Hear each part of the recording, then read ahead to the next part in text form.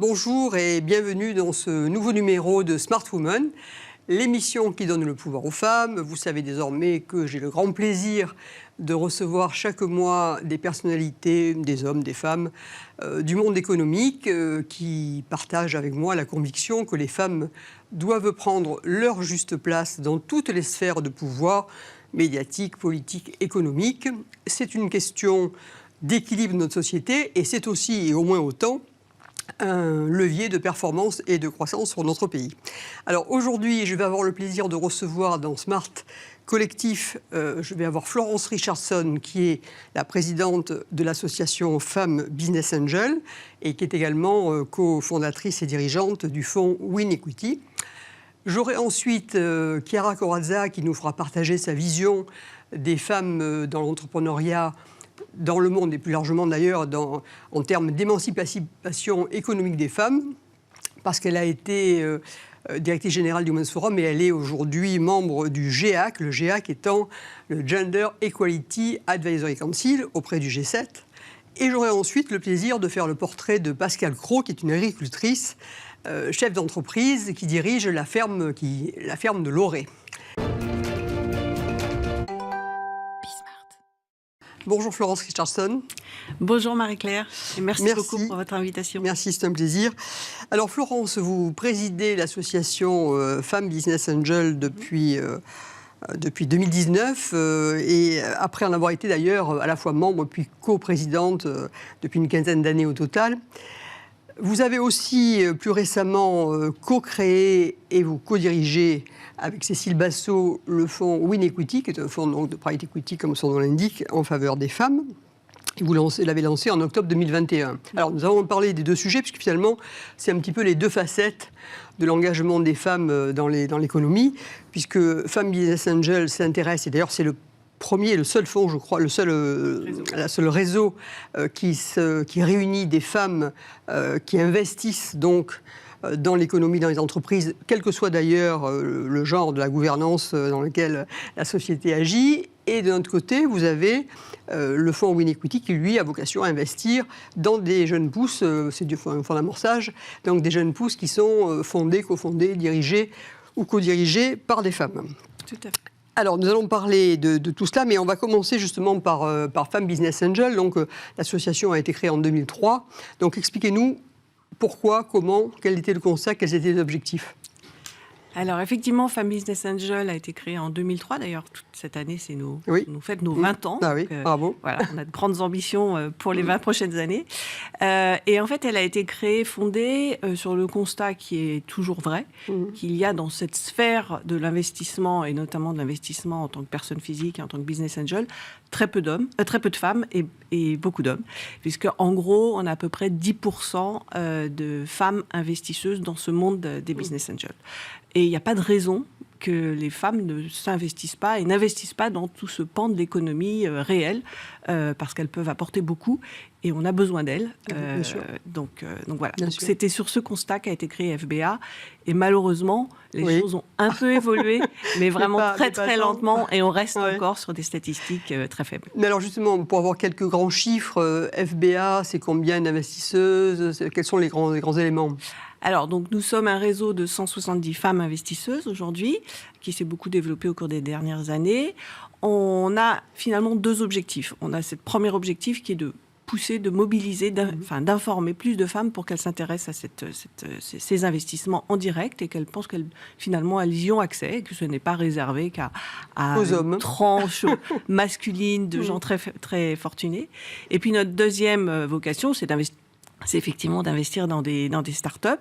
Et donc, on soutient un certain nombre de start-up, féminines effectivement ou masculines, avec quand même finalement un petit biais, parce qu'aujourd'hui, ce qu'on constate dans nos chiffres, c'est que contrairement à des statistiques assez faibles en termes de financement d'entrepreneuriat féminin... J'avais reçu d'ailleurs Tatiana Jama Sista qui était venue et qui donnait les chiffres qu'on connaît bien, c'est 3% maximum d'investissement dans l'entreprise dirigée par des femmes. 12% 20% est société mixte.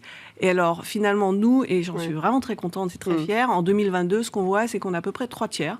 Un tiers d'entreprises portées par des femmes, un tiers par des messieurs, et un tiers d'entreprises cofondées par des équipes mixtes. Mais alors, et ça, je trouve ça vraiment... c'est très très bien. C'est très très bien. Mais alors, comment vous faites, enfin, quels sont les leviers d'action pour que l'envie d'investir, parce que c'est sur ce côté-là que je voudrais qu'on zoome un petit peu, comment l'envie d'investir vient aux femmes, finalement ?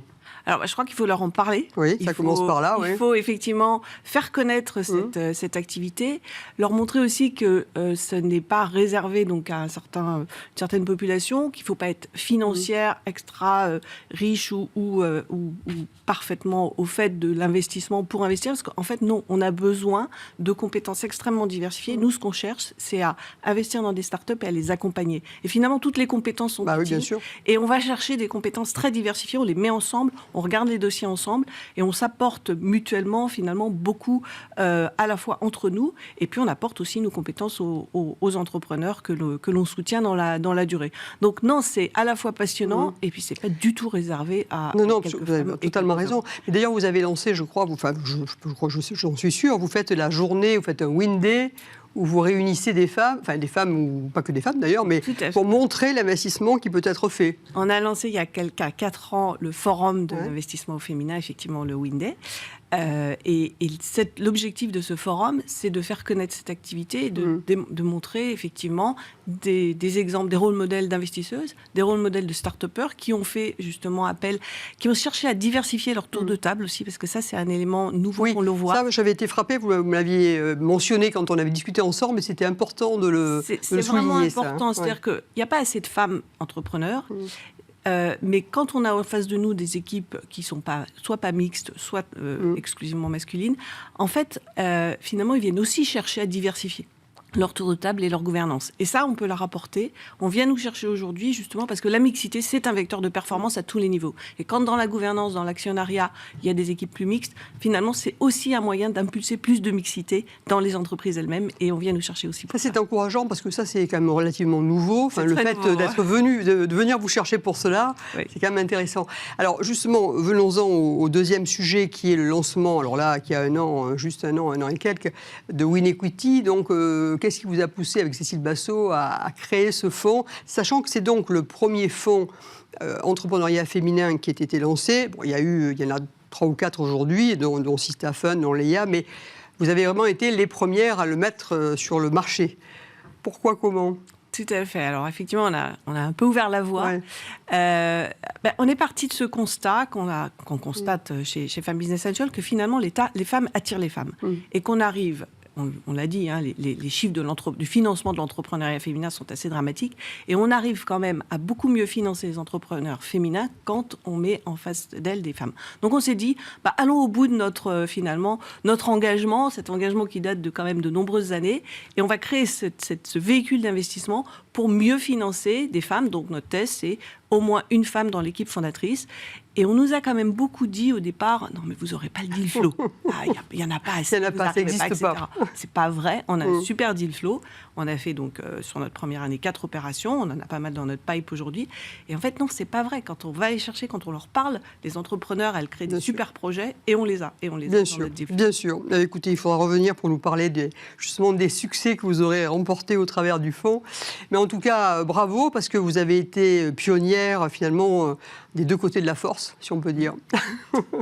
Et on va continuer, on a encore de grandes ambitions pour continuer effectivement à mobiliser plus de femmes dans l'investissement et à mieux financer les entrepreneurs. Voilà, et je vais recevoir juste après vous Chiara Corazza qui va justement, elle, nous parler de l'entrepreneuriat, de la vision entrepreneuriale au niveau global, international. Donc ça sera intéressant parce que, encore une fois, vous êtes le seul fonds, le seul réseau en France et vous êtes à la fois, FBA, le premier réseau européen. Le premier en Europe, le seul en France. Et puis on espère qu'un jour on n'aura plus besoin d'avoir un réseau féminin. Parce que finalement, la mixité, la parité, on devrait la retrouver partout. Mais pour l'instant, on en est encore loin. Merci beaucoup, Florence. Merci Marie. Merci.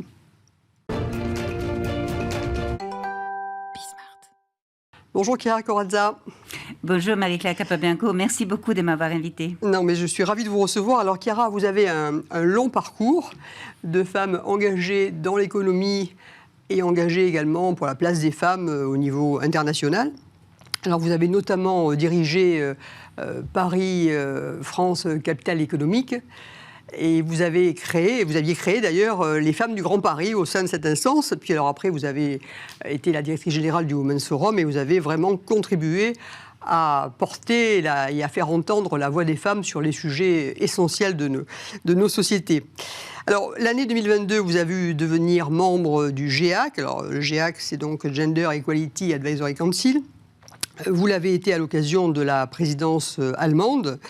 Et avant de vous donner la parole, je vais juste préciser, parce que le GEAC, ce n'est pas forcément connu de tout le monde, de dire que le GEAC est en fait cette instance qui est auprès du G7, auprès des dirigeants du G7, et qui est une force de proposition pour faire advenir l'égalité hommes-femmes que nous recherchons, et qui, sans cela, pourrait mettre les 136 ans qu'on nous prédit s'il n'y a pas de facteur d'accélération. Alors, Chiara, avant d'évoquer les préconisations au niveau du GEAC, je voudrais juste que vous nous donniez en quelques mots votre regard sur l'entrepreneuriat féminin au niveau un petit peu mondial, à grands traits.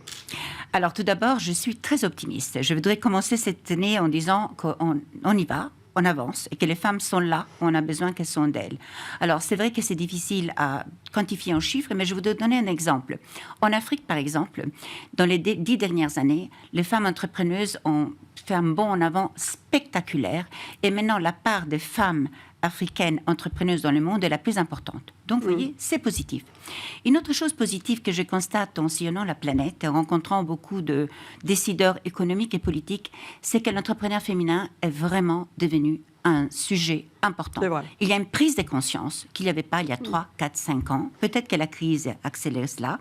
Et c'est quelque chose d'extrêmement positif et d'encourageant, parce qu'en fait, vous savez bien qu'il ne s'agit pas, tout simplement, vous venez de le dire, ce n'est pas une question que de justice, ce n'est pas qu'une question d'équité, c'est une question de performance économique. Et quand vous dites au chef d'État et de gouvernement que cela représente 28 trilliards de dollars de PIB supplémentaires dans le budget global du monde, il vous écoute. Donc, vous voyez, je suis optimiste parce que je sens les choses bouger. Et il y a une autre chose qui me rend optimiste. Il y a une toute récente publication du Global Entrepreneurship Monitor qui dit une chose qui est la corrélation entre l'innovation, le progrès social et surtout la croissance économique d'un pays et le rôle des femmes. C'est les premières bénéficiaires. Plus un pays avance et plus c'est les femmes qui vont créer des entreprises. Donc, vous voyez, on est dans la bonne lancée. Eh bien, écoutez, je suis tout à fait en ligne avec ce que vous dites. Le côté optimisme me convient tout à fait. Et pour autant, il faut être très déterminé à faire poursuivre. Et d'ailleurs, c'est ce à quoi vous vous employez, et notamment avec ce nouveau rôle au sein du GEAC que vous avez depuis cette année. Alors, je voudrais juste, Chiara, qu'on vienne, puisque le temps nous est compté, je voudrais qu'on vienne justement sur ce que vous avez conduit, la commission que vous avez conduite au sein du GEAC. Et donc, vous vous occupiez de tout ce qui était propriété, entrepreneuriat et investissement. Alors, dites-nous quelles sont les préconisations que vous avez apportées à ce titre et peut-être illustrer un petit peu plus l'une d'entre elles. Alors, merci beaucoup, cela me tient vraiment beaucoup à cœur. Alors, tout d'abord, je voudrais dire que ce tableau plutôt optimiste est quand même fragilisé par la crise. Et nous avons été extrêmement conscients lors de nos travaux du GEAC.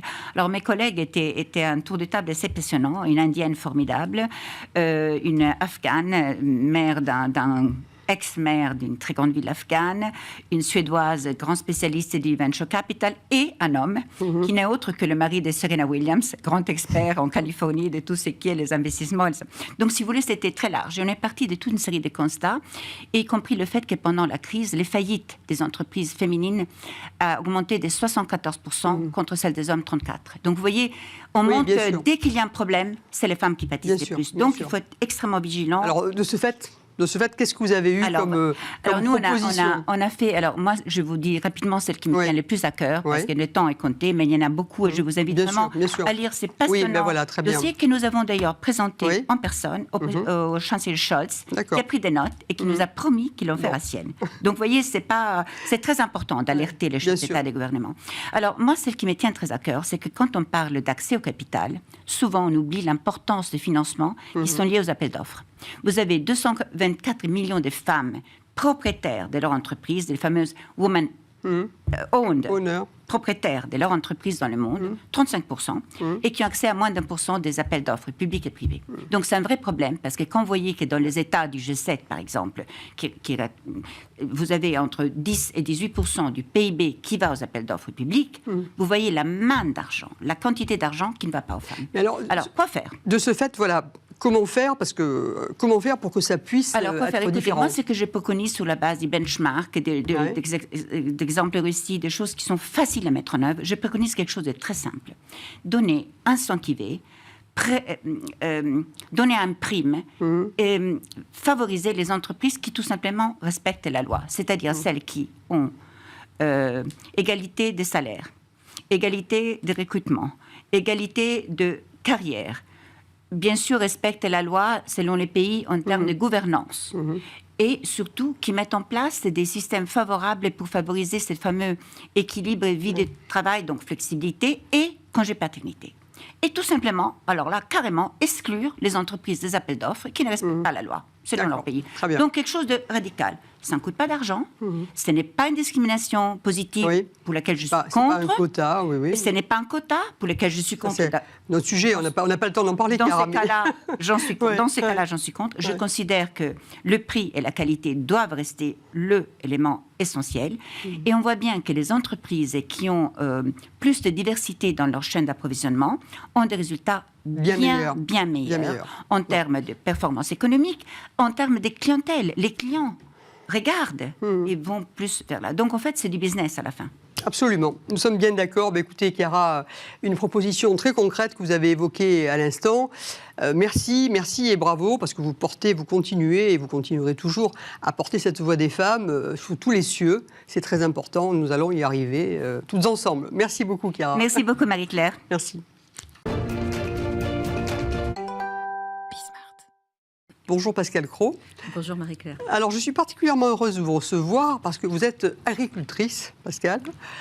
Et c'est un secteur que je connais insuffisamment et j'ai été, je dois dire, très intéressée par tout ce que vous m'avez dit quand nous nous sommes croisés pour discuter de ce que nous allions faire aujourd'hui. Et j'ai trouvé que votre conception du métier d'agricultrice était tout à fait intéressant et j'avais souhaité le faire partager à nos auditeurs. Alors, vous dirigez aujourd'hui la ferme de Loré. Oui.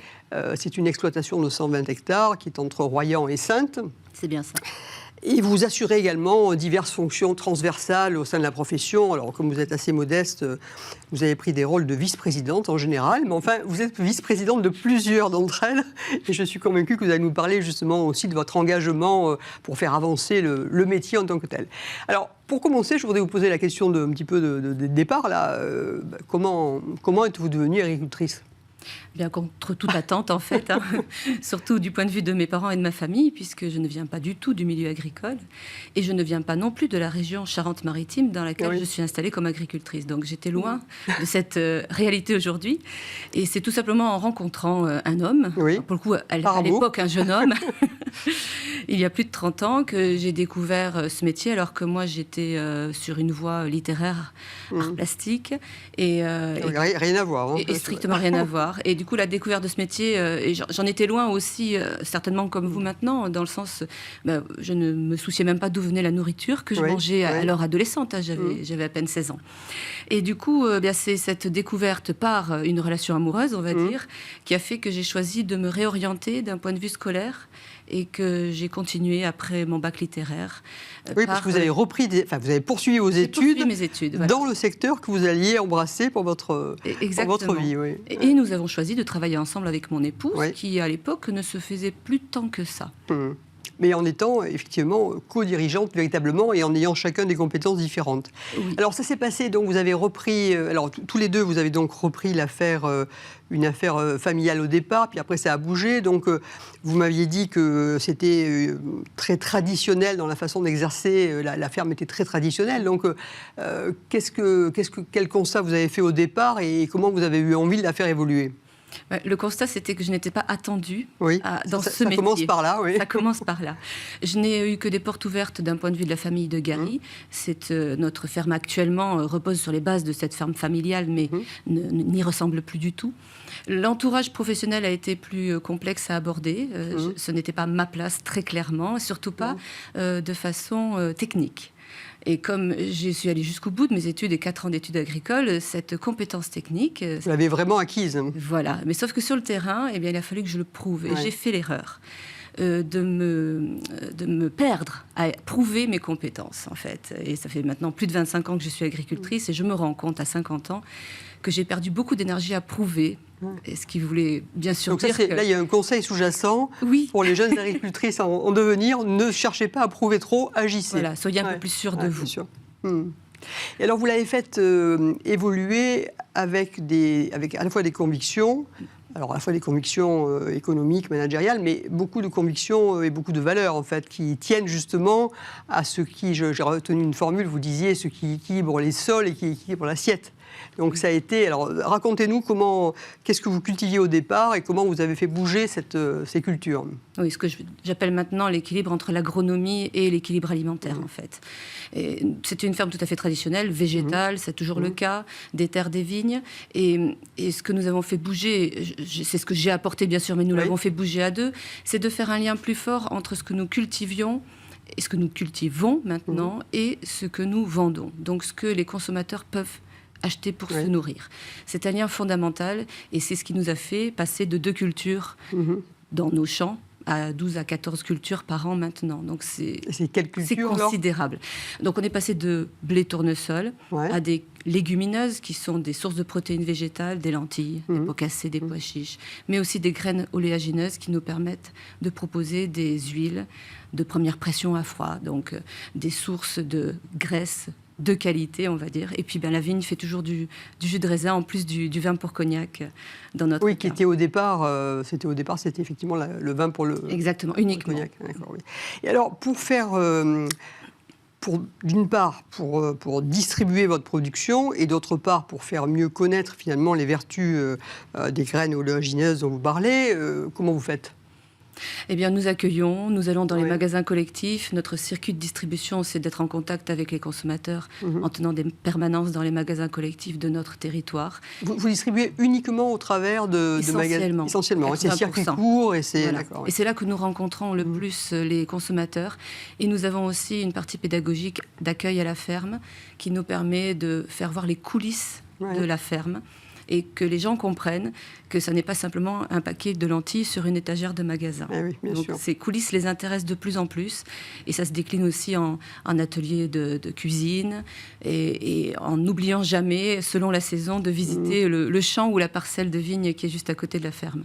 Alors ça, c'est très intéressant parce que c'est vrai qu'on est loin de l'image un peu d'Épinal, simplement de la culture. Et puis après, là, c'est vraiment, vous êtes d'une part de bout en bout, mais de bout en bout avec, encore une fois, votre conviction. C'est-à-dire que vous voulez véritablement, on sent bien dans votre propos que vous avez envie que cet équilibre alimentaire, qui satisfasse également un équilibre au niveau agricole, vous fassiez partager. Donc vous sentez une évolution justement des comportements, comment réagissent les clients qui viennent vous voir, comment ça se passe ? Mais l'accueil est grandissant aussi parce que nous avons fait le choix d'être en agriculture biologique.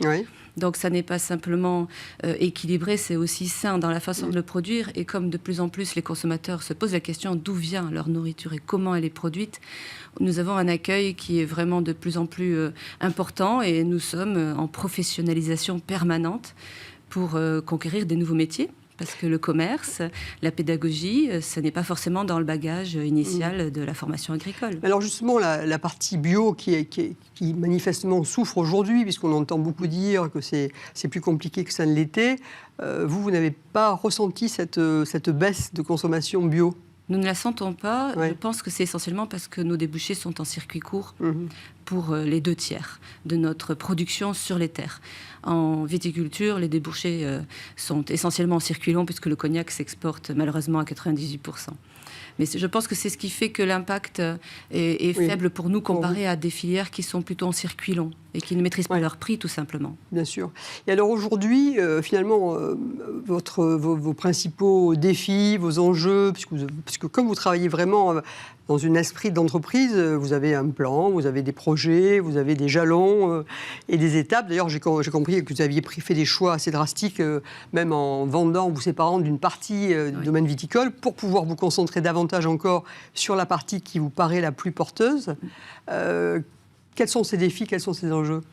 J'ai 2 chevaux de bataille, si on peut dire. C'est déjà de prouver que ce métier est accessible à qui que ce soit. Les femmes sont des agricultrices comme les autres. À prouver que ça n'est pas génétique. On peut s'installer en agriculture sans être de famille agricole, et j'en suis une des preuves. Et ce qui me semble le défi encore plus important, c'est de faire un lien toujours plus fort entre consommateurs et production agricole de leur territoire. Là où je vis, je mange. Donc c'est parce que les fermes comme les nôtres s'ouvriront, accueilleront, que des gens seront intéressés à l'idée de visiter comment nous travaillons, que nous pourrons avoir vraiment une économie de territoire autour de l'alimentation. Ça n'est pas seulement ça l'enjeu sur un territoire, bien sûr, mais c'est quand même un élément de base. Important. Et au niveau de la profession, puisqu'encore une fois, vous avez, alors j'ai compris aussi que vous aviez dès le départ éprouvé le besoin et de confronter vos idées, donc d'avoir un dialogue assez nourri avec d'autres, avec vos pairs, avec les instances représentatives, etc. Comment vous voyez l'évolution justement au sein de la profession agricole globalement, enfin dans la partie qui vous intéresse, comment vous voyez bouger les lignes à ce niveau-là ? Les lignes, elles bougent de façon humaine, j'oserais dire, c'est-à-dire de façon inégale, ça dépend de chacun et de son parcours. Je pense qu'elles bougent d'autant plus quand on est en vraie collaboration avec les personnes qui travaillent avec nous. Nous sommes 6 sur la ferme à collaborer, et c'est ce qui nous fait évoluer aussi, parce que les salariés, les collaborateurs sont de plus en plus intéressés par leurs conditions de travail. Et donc je pense que l'avenir de l'agriculture, c'est non seulement de regarder nos propres évolutions possibles, mais aussi d'être à l'écoute de ceux qui travaillent, ceux et celles qui travaillent avec nous, parce qu'il n'y a qu'un homme sur la ferme. Vous avez pas mal de femmes dans ce que j'ai... Nous sommes 5 femmes. Et donc, du coup, c'est vraiment important de rentrer dans une logique de coopération, de collaboration, pour que tous ceux qui sont concernés par le travail sur la ferme puissent s'exprimer. Et bien sûr, les plus proches voisins avant seulement les consommateurs, si on peut dire. Et tout cela, vous le faites dans une optique, bien évidemment, de rentabilité, puisque vous êtes une entreprise et que, par conséquent, vous devez pouvoir vous financer. Donc, vous considérez que l'orientation que vous avez donnée à la ferme est à la fois plus intéressante sur un plan conception, mais également sur un plan économique, vous considérez que ce sont des choix qui sont tout à fait positifs. C'est ce que nous continuons à chercher. Voilà. Parce que l'enjeu, c'est véritablement que cette ferme elle puisse être reprise dans 10 ou 15 ans, quand moi, la plus jeune, j'arrêterai. C'est que ça donne envie à des générations prochaines, d'où qu'elles viennent, de s'investir. Et à l'heure actuelle de notre investissement en temps et à l'heure actuelle de notre rémunération du temps, ça n'intéressera personne. Donc notre défi du défi... Alors que pourtant, à vous voir, vous avez l'air parfaitement heureuse. Donc Oui, mais c'est parce que c'est un métier passionnant. Mais les passions peuvent dévorer. Et les générations, il faut l'accueillir comme c'est. Les générations prochaines, elles n'ont pas forcément envie de se perdre dans un métier. Et nous, vraiment, notre défi final, c'est de donner envie de s'installer sur notre ferme en particulier, mais sur d'autres en général. Écoutez, on va terminer sur ce propos qui est vraiment très, très généreux, très positif. En tout cas, moi, je suis ravie de vous avoir reçu, encore une fois. Vous avez donné un témoignage d'une agricultrice tout à fait heureuse, épanouie et pleine de projets. Je crois que c'est important de montrer que c'est cela aussi, et peut-être surtout d'ailleurs. Merci beaucoup. Merci bien. Bien, écoutez, cette émission se termine. Donc, je vous remercie de votre écoute. Je vous souhaite une excellente journée et je vous dis à très bientôt.